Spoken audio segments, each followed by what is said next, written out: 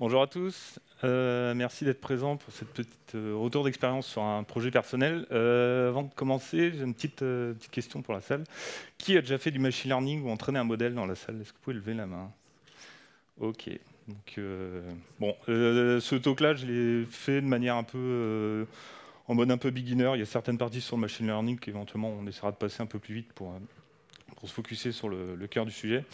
Donc c'est un petit retour d'expérience sur un projet personnel que j'ai monté depuis quelques mois et on va voir un peu comment j'y suis arrivé.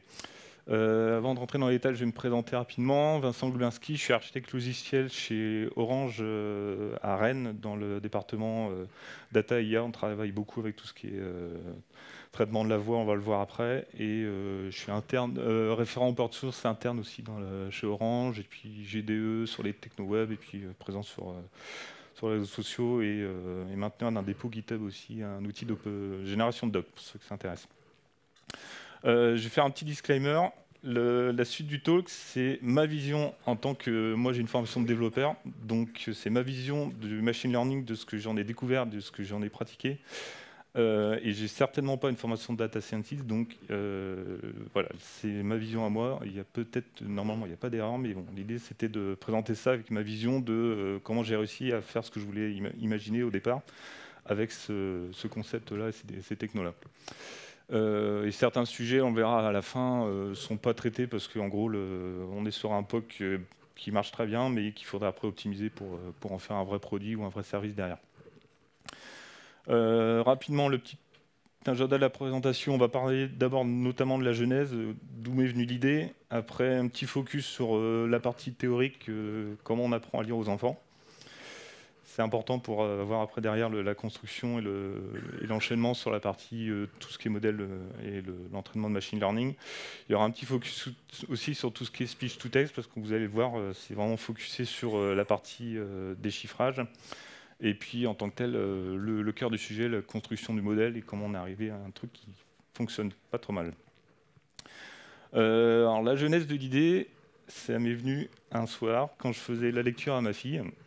Comme tout parent qui fait la lecture à l'époque, c'était en septembre dernier, donc elle rentrait en CP, elle avait fini la grande section, et on va logiquement, quand elle commence on l'accompagne pour faire sa lecture du soir, commencer à essayer de la guider de manière assez basique, décortiquer les mots. Alors sur un livre, c'est pas évident, on va montrer avec le doigt, on va lui montrer les syllabes les unes après les autres. On va la guider quand elle va faire donc les orthophonistes appellent ça le déchiffrage oral, hein, quand ils prononcent, on va le voir après. Donc on la guide, on lui dit non, ça c'est pas un la, c'est un le, etc. Et puis le fait que je travaille depuis un peu plus d'1 an dans le contexte professionnel d'Orange, qui travaille beaucoup autour du big data, du machine learning et de traitement de la voix, ça a fait un peu tilt dans ma tête en me disant bon, ce serait quand même cool si elle pouvait avoir, en plus de ce que moi je pourrais lui apporter en tant que parent, pour la guider, etc., ou éventuellement les cours qu'elle a avec son prof à l'école, si elle pouvait avoir un outil qui pouvait lui permettre d'avoir quelque chose de complémentaire qui lui permet de s'amuser, de s'entraîner et de s'améliorer sur cette partie-là aussi derrière. Et donc j'ai rapidement fait une petite veille sectorielle un peu sur toutes les applications d'apprentissage de lecture ou même d'applications dédiées un peu à l'apprentissage pour les enfants. Et cette partie-là, sur la partie déchiffrage, n'était pas traitée comme je l'imaginais, comme j'en avais besoin, parce qu'on le verra plus tard, il y avait des problématiques sur les parties technologiques. Et du coup, je me suis dit, cool, ça va me faire un petit challenge technique à relever pour me dire, est-ce que conceptuellement ou techniquement, je peux arriver à matérialiser un peu l'envie ou le projet que j'ai envie de mener derrière. Là, je vais faire une petite big picture un peu sur justement le domaine principal et comment on en est arrivé après sur la partie tech pure. On part d'un concept qui est aider les enfants à lire. On va le voir après derrière, il y a plein de parties dans l'aspect lecture, hein. C'est un apprentissage qui est assez large et qui est complémentaire sur pas mal de sujets. Moi, je me focalise sur la partie déchiffrage. Donc, on travaille en entrée avec une voix d'enfant. Important aussi, voix d'enfant versus voix d'adulte, on verra ça après. Et après, on a une application web, parce que moi, je travaille au niveau des interfaces web, je suis plus dans le navigateur que côté API, et du coup, voilà, on a une application web qui va travailler avec ces données-là en entrée, et qui va se baser, on va le voir après, sur un peu de speech to text simplifié, on le verra après, et un modèle machine learning pour essayer de faire fonctionner ce que j'avais envie de faire derrière. Donc on va voir un peu toutes ces parties-là au fur et à mesure de la présentation. Et je m'étais donné en plus comme contrainte technique de me dire, bon, bah, tu viens du web, tu travailles dans le web, autant rester dans le web le plus possible. Donc l'idée, c'est de se dire, on va travailler des technos 100% web. Donc du JavaScript, moi je me fermais pas la porte à travailler sur du WebGL, du WebAssembly, des portages de libc éventuellement et du WebAssembly, pourquoi pas, dès l'instant où ça fonctionne dans le navigateur, où je peux faire tourner ça dans le navigateur. Et il y avait aussi l'aspect, éventuellement, à terme après, sur le service ou le produit que je pourrais monter, d'avoir quelque chose qui fonctionne éventuellement offline, et éventuellement privacy par design, donc en gros pas d'appel d'API et pas de tracking sur l'enfant, le compte, est-ce que c'est un garçon ou une fille, quel âge, etc. derrière. Donc une fois qu'on a tout ça, je me suis dit, bon, alors comment les profs de la grande section au CP-CE1 apprennent aux enfants à lire. Donc je me suis pas mal documenté, j'ai rencontré 2-3 orthophonistes pour essayer de voir un peu sur la partie déchiffrage, à quel moment de l'apprentissage de la lecture ça se situait, et logiquement, pour ne pas faire de bêtises non plus, et bien être dans les clous.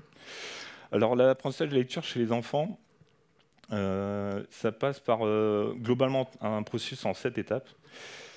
Il y a d'abord une phase de prise de conscience de la sonorité, du liaison un peu entre l'écrit et l'oral, le fait que certaines lettres, on va le voir après derrière, ont un son particulier, des lettres et après des mots. Donc là, l'enfant commence à pratiquer, à découvrir un peu ce domaine-là. Logiquement, après derrière, il va aller découvrir l'alphabet et les sons associés à chaque lettre.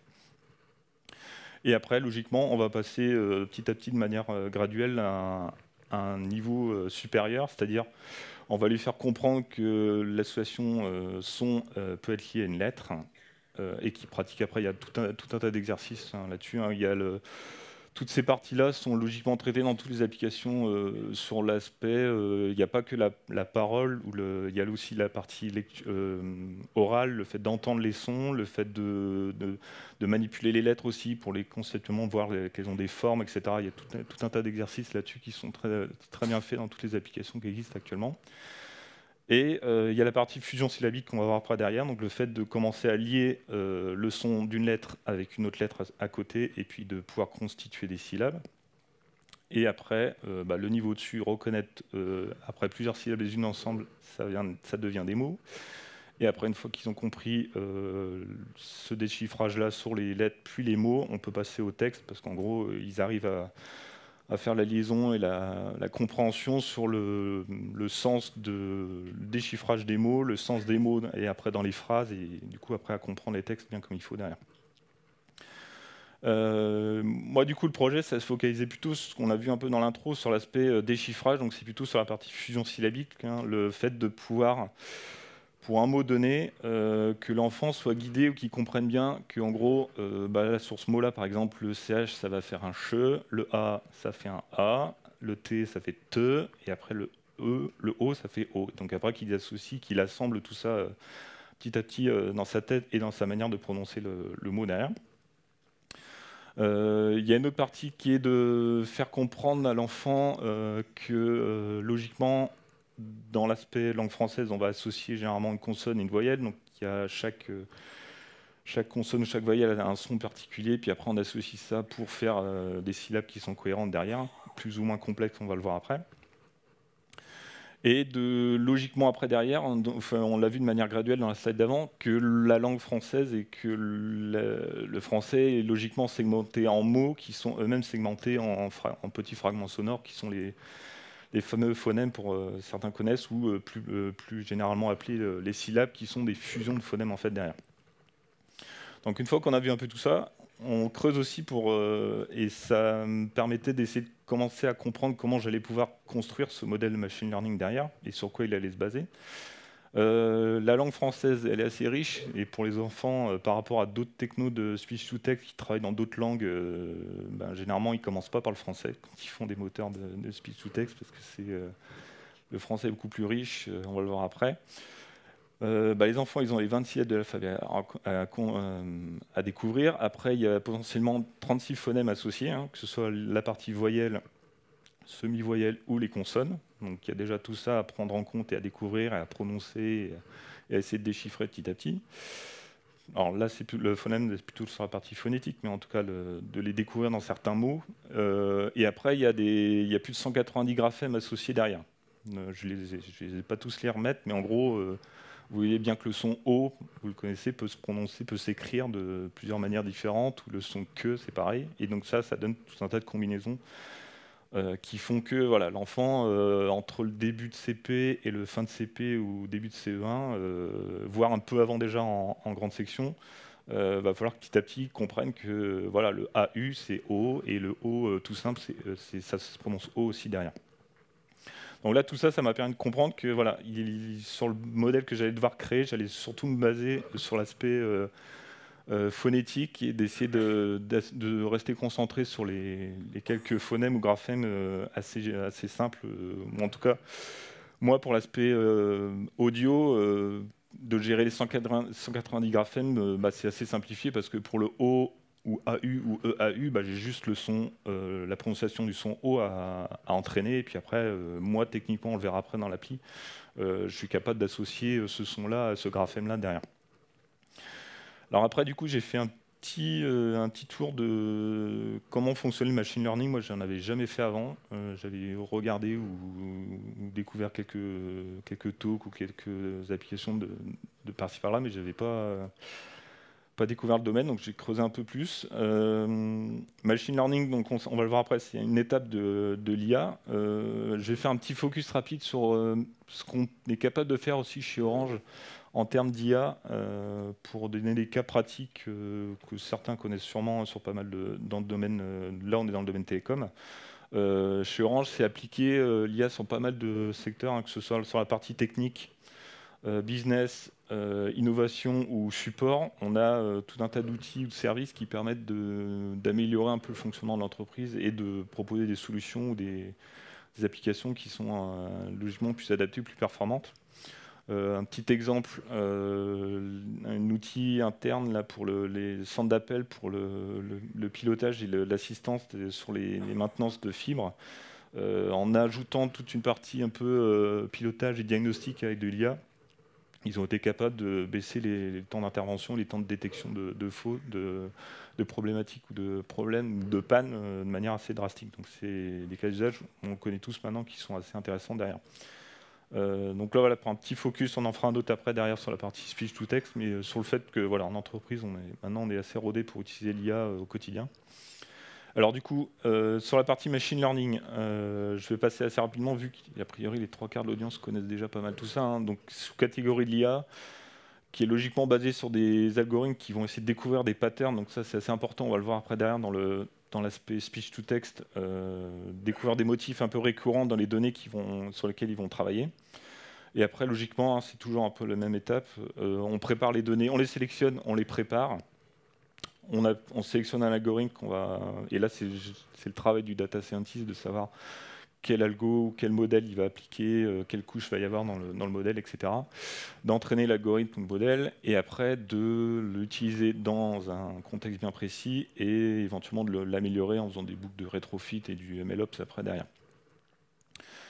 Les trois approches que vous allez peut-être entendre parler, hein, les trois principales, hein, il y en a d'autres, il y en a qui peuvent être combinés, hein. Donc c'est l'apprentissage, le premier c'est l'apprentissage supervisé, donc là c'est ce que moi j'ai fait, c'est très orienté tâche, c'est de prendre des données qui ont été labellisées ou étiquetées et de donner ça au système, au moteur, pour qu'il apprenne en fonction de ces données-là en entrée. Donc c'est assez onéreux, parce qu'en gros, il faut avoir des datasets, ou il faut se construire son propre dataset. Chez Orange, nous, on a pas mal de moteurs ou de modèles qu'on a entraînés ou qu'on a améliorés, parce qu'on va le voir après, en récupérant des données anonymisées et étiquetées et dédiées à nos cas d'usage, on a pu logiquement améliorer des modèles qui étaient un peu plus génériques. Vous avez de l'apprentissage sinon non supervisé, vous prenez des données non étiquetées un peu hétérogènes, et puis vous les donnez au modèle, et puis il va essayer de rechercher des patterns à l'intérieur. Et puis sinon, vous avez l'apprentissage par renforcement, par exemple, qui va lui, l'algorithme ou le modèle va essayer d'apprendre de ses erreurs pour essayer d'atteindre l'objectif qu'on lui a fixé un peu à l'avance. Donc ça, c'était voilà, l'overview pour voir un peu. Moi, j'ai essayé de comprendre un peu dans quel cas j'allais devoir me situer, notamment le premier, pour voir un peu l'étendue de ce que j'avais à avoir à faire ou essayer de défricher un peu le sujet derrière.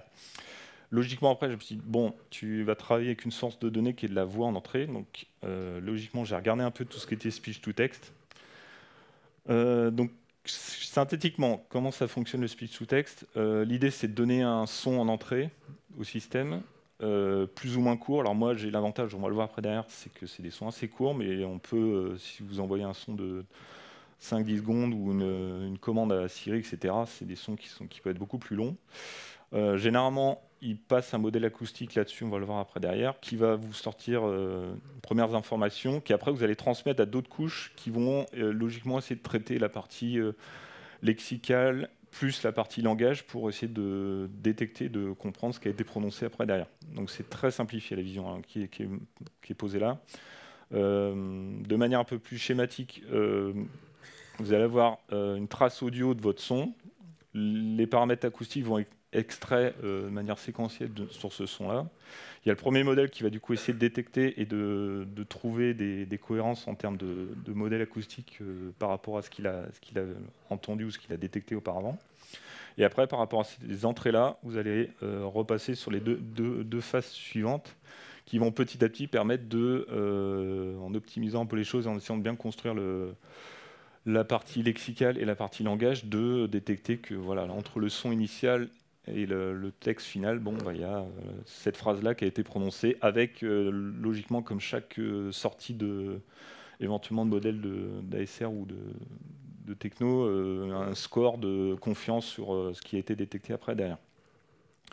Alors, je le disais un peu en intro, chez Orange, on en fait beaucoup de speech-to-text et on est surtout essayer d'adapter, d'améliorer en continu un peu nos cas d'usage, parce qu'en gros, on pourrait prendre des solutions génériques sur le marché, mais il faut logiquement à chaque fois les customiser pour les cas d'usage bien spécifiques qu'on a, qui peut être, nous, c'est des callbots, des voicebots, des CRM pour des centres d'appel ou d'autres cas d'usage un peu précis. Et le fait de travailler sur pas mal de langues depuis pas mal d'années, et puis d'avoir des datasets qu'on construit au fur et à mesure de nos cas d'usage ou de ce qu'on arrive à collecter et puis à anonymiser et puis à traiter et à classifier après derrière, qui nous permettent d'avoir des corpus de données qui sont des sources d'entrée assez riches pour améliorer nos modèles après derrière.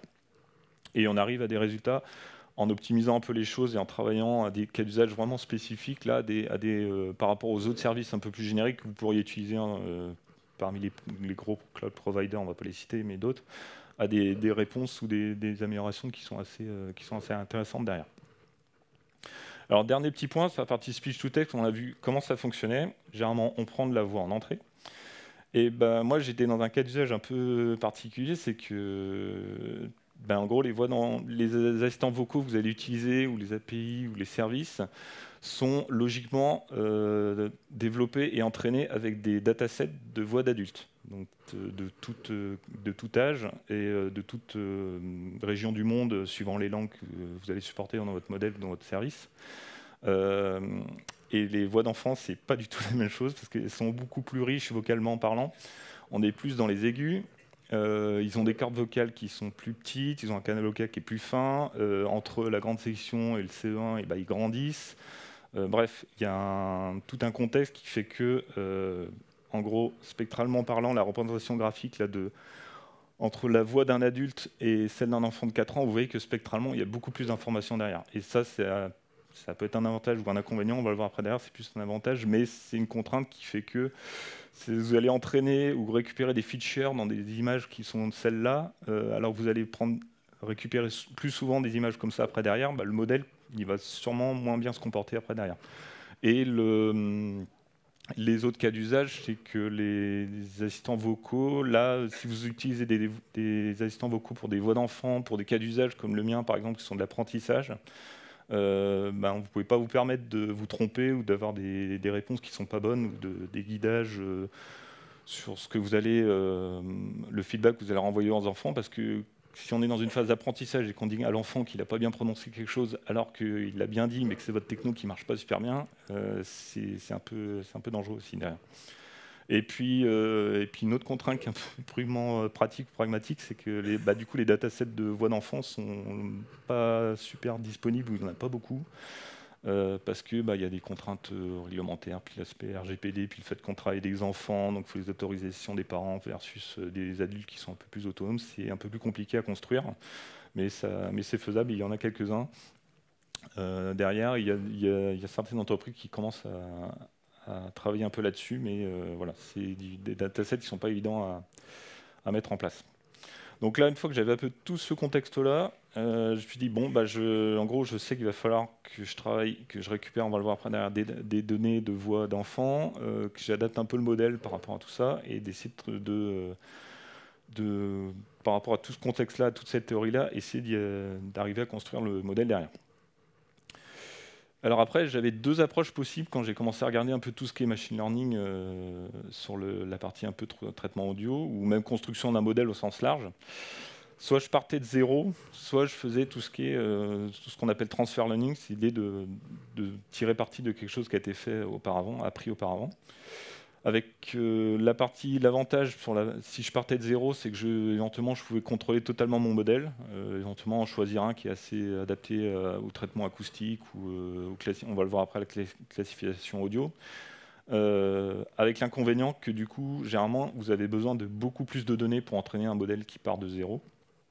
Et moi, je partais en gros, j'avais pas beaucoup de données, voire aucune. Donc, je me suis dit, bon, on va regarder la deuxième approche, qui est plutôt à l'avantage on va le voir après derrière, vous bénéficiez d'un apprentissage initial. Il y a un modèle avec un dataset initial qui a été logiquement assez proche de votre use case, qui a déjà été entraîné, et après vous allez le réentraîner sur vos données à vous, mais il a déjà été entraîné avec des données à peu près assez proches des vôtres et puis assez initiales dans votre cas d'usage. L'inconvénient logique, c'est qu'on a une maîtrise moins forte sur le modèle derrière. Pour imaginer un peu l'aspect transfer learning, j'ai mis juste une petite picture. Donc là, c'est du machine learning sur la partie image, mais pour imaginer un peu le fonctionnement, hein, c'est pareil pour l'aspect machine learning, on va le voir après derrière sur la partie audio. L'idée, c'est d'avoir une donnée en entrée, de passer par toute une tas de couches dans votre modèle qui va faire tout un tas de traitements mathématiques et d'essayer de détecter des features dans les images, et après de combiner un peu tout ça, d'arriver en sortie à vous donner des scores de confiance sur là j'ai détecté un chien versus un chat, etc. derrière. Bon, là il n'y a que 2 labels dans le modèle, logiquement on va le voir après, l'entraîner c'est beaucoup plus de données après derrière et de détecter beaucoup plus de choses. Et du coup l'aspect transfer learning par rapport à toutes les couches qu'on a vues auparavant, c'est juste en gros de dire on va figer certaines couches dans le modèle, et puis il y en a certaines autres qu'on va réentraîner avec nos données à nous derrière.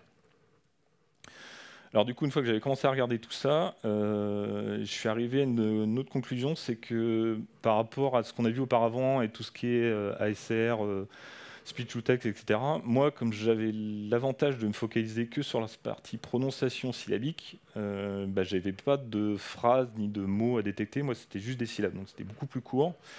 Et donc en gros, on en revient à faire de la classification de sons, c'est-à-dire tel son pour d'autres tutoriels que vous pourriez trouver, ça c'est un son de trompette, ça c'est un son de piano, c'est un son de guitare, etc. Le schéma est un peu le même, c'est de dire là, ce son-là c'est la syllabe là, celui-là c'est un do, etc. Et puis en gros, le modèle il a juste à faire de la classification sonore et dire là j'ai détecté ce son-là après derrière.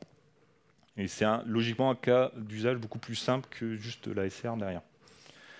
Et comment ça fonctionne, on l'a vu déjà un peu auparavant, hein. L'idée c'est de passer d'un signal sonore à une représentation graphique avec un spectrogramme là, qui va être transmis en entrée, qui va permettre au réseau de neurones de détecter des features dans ces images-là.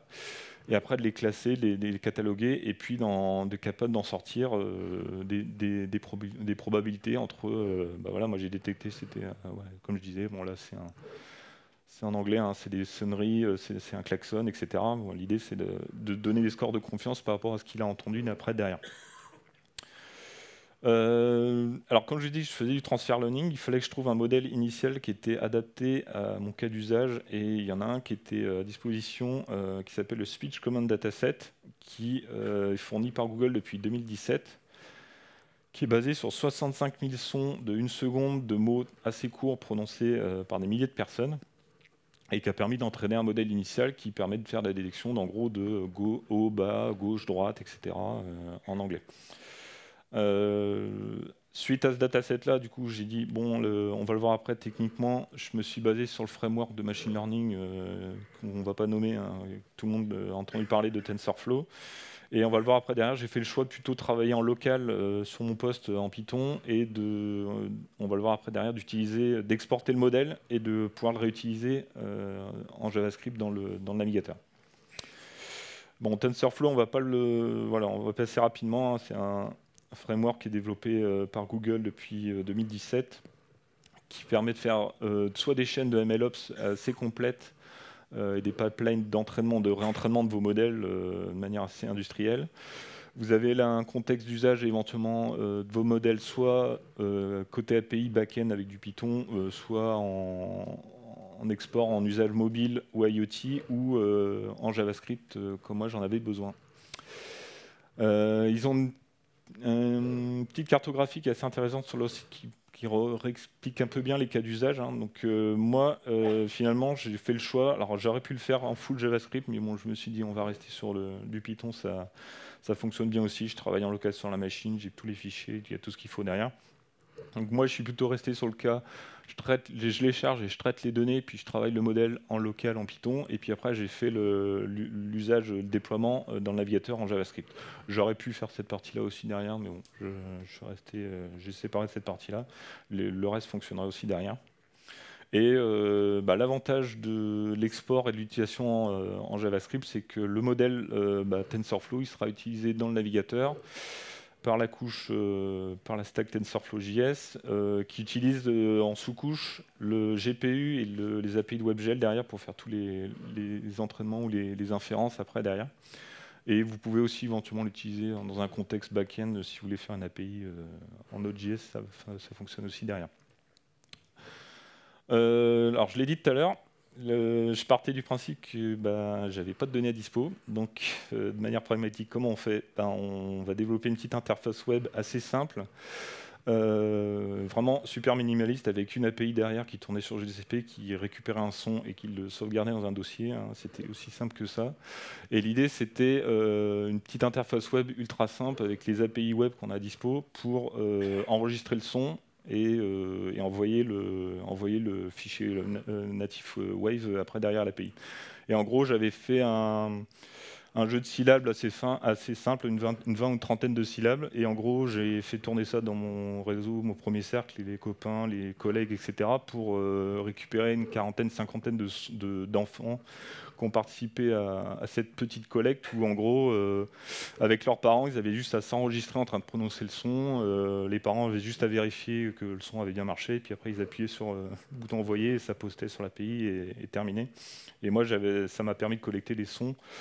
Logiquement de manière anonyme en plus, hein. L'idée c'est qu'on arrivait sur la page, il n'y avait pas de compte à créer, il n'y avait pas à se loguer, etc. On arrivait, on enregistrait, on envoyait. Et puis du coup indirectement, j'ai pas d'infos sur qui a parlé. Je ne sais pas si c'est un garçon ou une fille, je ne sais pas quel âge il a, mais bon, l'idée c'était de récupérer les données le plus rapidement possible et de manière assez pragmatique, on va dire ça comme ça. Une fois, on l'a vu un peu en intro avant, une fois que vous avez vos données, il faut les préparer pour les envoyer à l'algo ou au modèle. Donc là, c'est pareil, de manière pragmatique, je n'allais pas m'amuser à reprendre les fichiers un par un, à les envoyer dans Audacity, les éditer. Donc j'ai redéveloppé rapidement une petite page web où en gros, j'allais relister tous les fichiers que j'avais récupérés et en gros, j'allais nettoyer un peu tous ces fichiers-là pour les remettre un peu sur un format 1 seconde comme le modèle d'entraînement initial avait été préparé. Et puis éventuellement enlever les sons parasites, de bien recaler le son sur le milieu de la planche, de la trame audio, et puis voilà, de vérifier que tous les sons étaient bien cohérents, qu'il n'y avait pas de soucis derrière, ou des sons assez propres derrière. Et puis au niveau de traitement derrière, après sur l'enrichissement, c'est ce qui se fait souvent pour enrichir des datasets initiaux qui ne sont pas super riches. On peut faire de l'augmentation de données en variant le pitch de chaque son pour recréer artificiellement d'autres données pour le modèle, même si elles sont assez proches d'un fichier initial, mais pour essayer de virtuellement enrichir un petit peu le dataset. Une fois qu'on a ça, sur le lancement et l'entraînement du modèle avec le script Python, comment ça fonctionne? On a juste à logiquement séparer les données d'entraînement en 3 catégories généralement. Les ratios sont à peu près, généralement tout le temps, dans ces eaux-là, ça dépend. Généralement, on va prendre 80% des sons pour l'entraînement pur du modèle. On va prendre 10% des sons pour la validation interne de TensorFlow, on va le voir après derrière. Comment ça fonctionne, et puis 10% pour vos tests à vous après derrière, où vérifiez qu'en gros il se comporte bien, vous avez des choses qui fonctionnent bien logiquement. Après, l'idéal aussi, c'est de refaire cet entraînement-là ou ces tests-là. Au début, j'avais mélangé tous les sons, et après j'ai essayé sur la partie test, j'ai essayé de logiquement essayer d'exporter, d'avoir dans les 10% de tests un enfant qui, logiquement, n'était pas dans la partie entraînement derrière, pour être cohérent un peu et vérifier que suivant cette partie-là, le modèle ne se comportait pas trop mal. Après, on peut aller juste vérifier un petit coup d'œil, vérifier que les spectrograms ne sont pas trop déconnants, qu'ils marchent assez bien pour visuellement faire des petits contrôles. Après, il y a le chargement du modèle de base dont j'ai parlé auparavant, là, le speech commands, qu'on vous allez récupérer. Après, vous allez logiquement, avec une API de TensorFlow, pouvoir boucler sur toutes les couches du modèle et dire on va friser toutes les couches sauf la dernière, qui celle-là sera réentraînée par le framework pour s'adapter un peu aux données que je vais lui donner en entrée. Alors, j'ai pas précisé, les données, elles sont cataloguées assez basiquement. Un dossier correspond à une syllabe, et puis après, dans les sons à l'intérieur de ce dossier-là, correspondaient tous les sons de chaque enfant derrière. Donc, il sait globalement que sur chaque fichier, ça correspondait à une syllabe après derrière. Elles ont été simplement labellisées comme ça. On peut éventuellement, avec TensorFlow, pour ceux qui connaissent, et les data scientists qui connaissent mieux, avoir des informations sur toutes les couches du modèle. Et après, il y a juste à laisser tourner pendant quelques minutes le modèle sur la machine. Il va s'entraîner petit à petit, il va essayer de travailler sur les données qu'on lui donne pour essayer de s'approcher de quelque chose qui est pas trop mauvais derrière. Il va logiquement vous donner la possibilité de contrôler l'écart entre donc la fonction de perte, l'écart entre les valeurs réelles qu'il a trouvées et ce qu'éventuellement il était censé prédire après derrière. La précision aussi, vous pouvez vérifier qu'il ne s'approche pas trop mal de quelque chose qui est assez bon, en tout cas qui est un minimum intéressant pour avoir des résultats qui sont cohérents derrière. Et après, je me suis amusé en plus de ça à lui renvoyer après des fichiers de test qui logiquement il n'avait pas vu auparavant, pour vérifier un peu comment il se comportait sur quelques labels que moi j'avais sélectionnés auparavant, pas tous, et de lui dire bon bah en gros, globalement, comment il se comportait, même si c'est pas je l'ai dit en intro, hein, c'est perfectible. J'arrivais, par exemple, je lui donnais un son qui était un K, il arrivait globalement à sortir à peu près du lot. Le fait que voilà, il y a le label, la syllabe K qui était logiquement mieux détecté les autres derrière. Il y a d'autres sons où il se comporte un peu moins bien, où il a un peu du mal. On voit pour des syllabes comme tal, par exemple, là, il a un petit peu du mal, ça sort un tout petit peu du lot, mais on sent qu'il y en a d'autres carrément, on pourrait voir après derrière, sur des syllabes assez proches qui, logiquement, sont moins clairement identifiées que celles-là. Et puis à la fin du script, une fois que vous avez entraîné le modèle, vous avez la possibilité, avec une API de TensorFlow, de convertir le modèle. Donc il y a juste une API pour lui dire tu vas me sortir un fichier de métadonnées qui va contenir toute la liste des labels ou des syllabes que tu vas devoir reconnaître, et puis de stocker dans des fichiers internes là, la partie feature des data et des représentations de ce qu'il a détecté ou ce qu'il a besoin de détecter ou comprendre ou de découvrir dans les modèles derrière.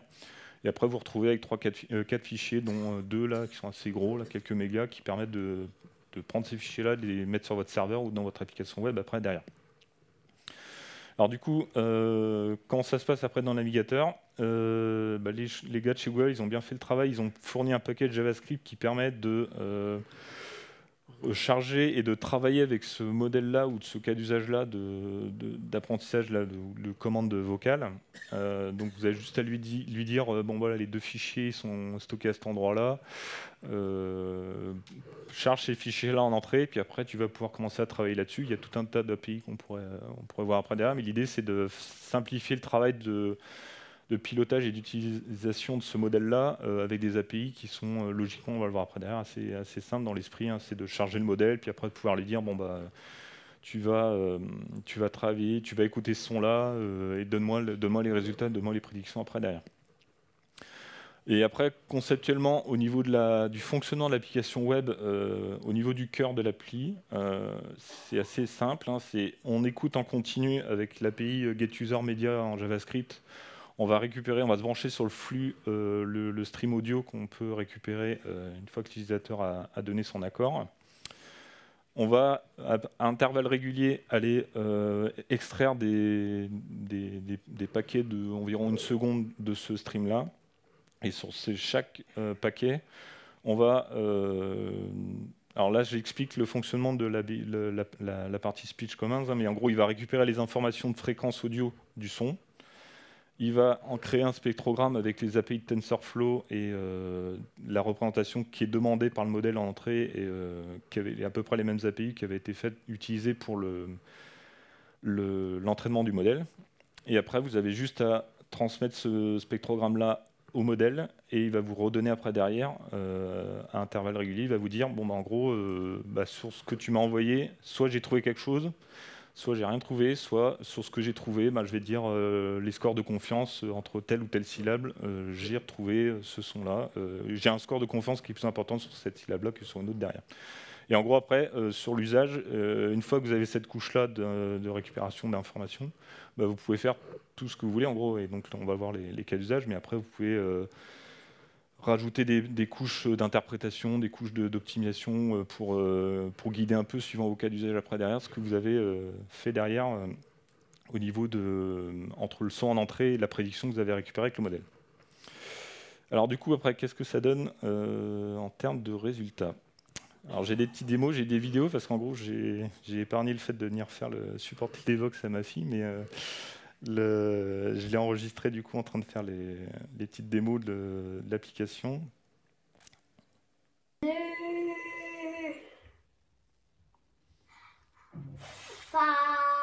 Donc là, c'est trompé pour la démo. Hein. La. Ro. Voilà, donc là l'idée c'était qu'il y a un retour visuel ou interactif pour qu'il lui dit. C'est pour ça que je lui ai demandé de se tromper sur la deuxième pour que en détectant et on le verra après dans les perspectives, de pouvoir guider éventuellement un peu plus finement l'enfant. Là c'est assez basique, c'est sur des syllabes. Après, comme on pilote et comme moi je sais auparavant que sur par exemple là c'est un ro que je lui demande de lire. Si elle me dit un pot ou un do ou un autre chose derrière, moi je vais pouvoir lui dire après derrière, bon éventuellement visuellement, tu as bien trouvé le O, mais le R est pas bon. Donc là je faisais clignoter la syllabe en entier, mais on peut après éventuellement pousser le truc beaucoup plus loin et l'interactivité, on peut la pousser encore de manière un peu plus forte pour guider encore un peu plus l'enfant derrière. Et après, comme on a vu un peu en intro tout à l'heure sur la partie lecture, une fois qu'on a fait une syllabe, on peut faire un mot découpé en syllabes. Attendez. Re. Et donc après, petit à petit, guider l'enfant, c'est ce que je faisais avec le doigt au début, avec le livre. Hein. C'était lui montrer la syllabe une par une et la mettre en évidence pour lui dire, voilà, d'abord sur le mot phare, tu vas d'abord devoir lire fa, et après re, et après visuellement qu'elle y arrive ou pas, qu'elle comprenne qu'elle a bien déchiffré les choses derrière. Et après, on peut pousser le truc encore plus loin avec la lecture mot à mot sur une phrase qui est assez simple derrière. A. A. Pris.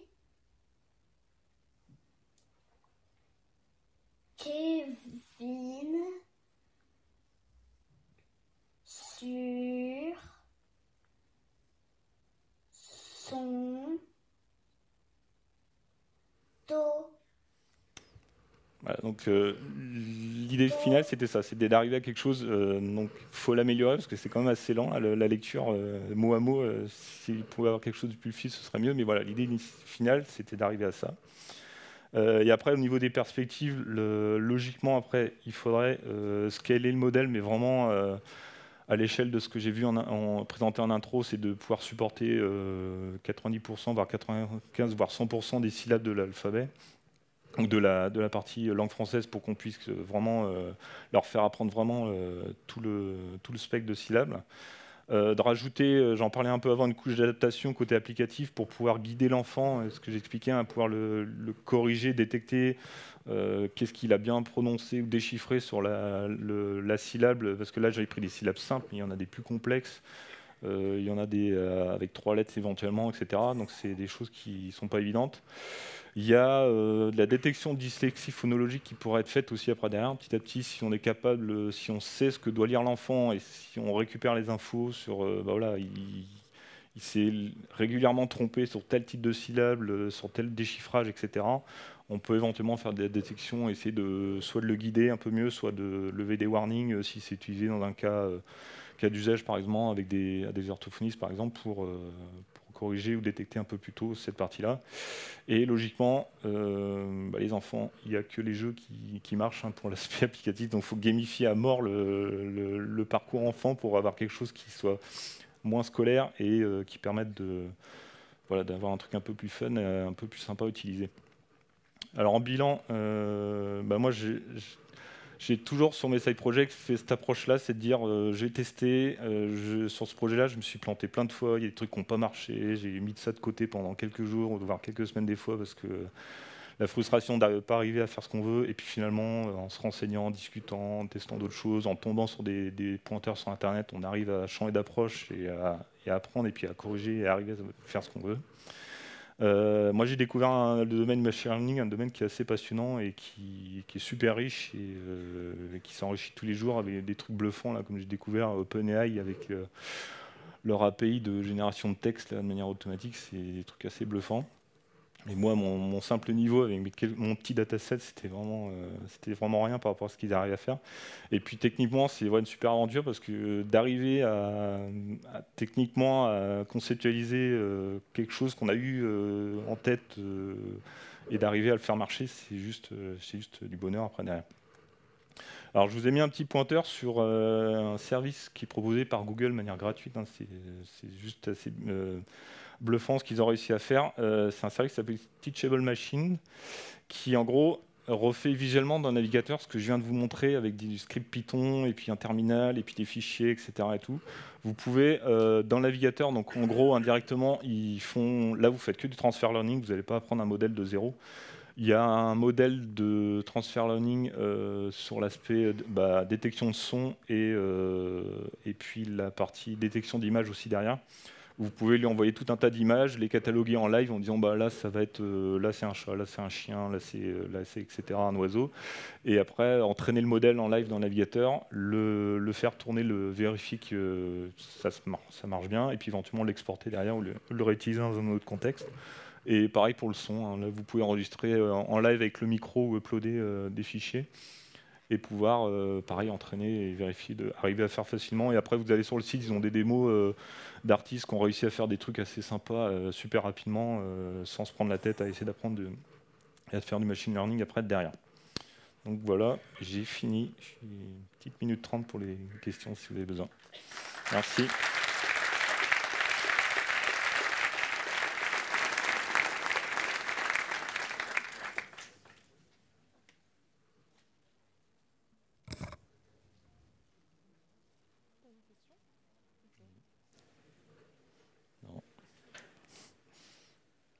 Si, il y en a une à gauche.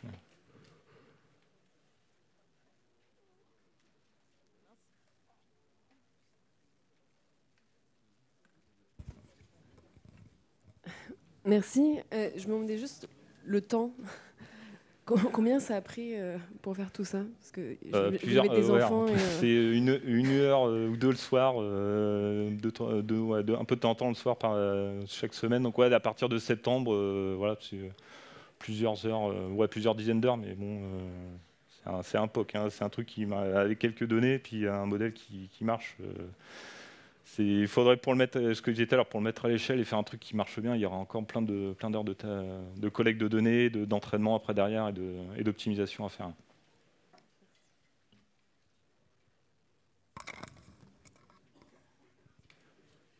Là-bas, il y en a une là.